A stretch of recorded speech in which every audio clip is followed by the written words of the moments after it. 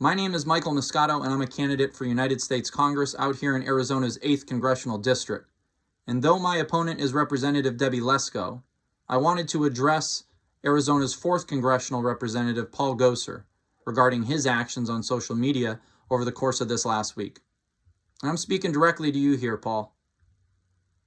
As a native Arizonan, as a proud American, and as the older brother of a U.S. Army captain who's currently serving our nation overseas, we deserve better than you. Your actions as a United States representative are unbecoming of that office, and they are pathetic. For families like mine across the country, this last week has been unsettling, unnerving. It's brought a lot of questions to our minds, and it's brought back a lot of memories for those of us who've been through multiple deployments. I don't know if you know anything about what it's like to bring your little brother to an airport on a deployment knowing that you may never see him again. I don't know if you've ever had to watch your parents say goodbye to a family member, not knowing if they'd ever see their youngest child return.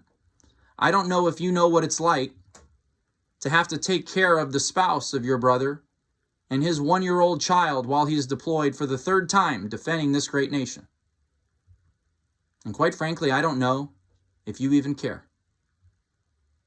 This state and this nation deserves so much better than people like you in office. This Friday, I'm going to turn 36 years old, Paul. And people like you and my opponent, Debbie Lesko, who continue to use social media platforms to further divide this country into Republicans and Democrats and blame Democrats for not doing anything. Well, guess what? 36 years, Paul. I've never had a Democratic representative in my hometown.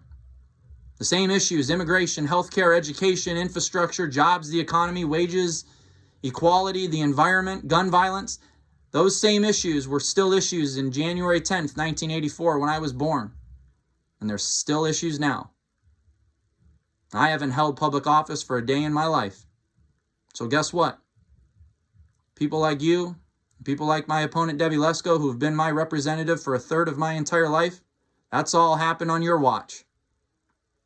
The least you can do is be respectful to our soldiers overseas,